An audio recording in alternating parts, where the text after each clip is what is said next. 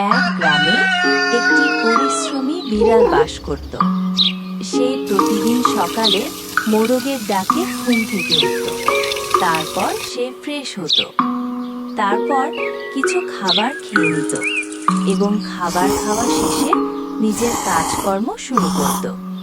সে কাঠ দিয়ে বিভিন্ন টুল বানাতো এবং সেগুলো তার গাড়িতে করে বাজারে নিয়ে যেত।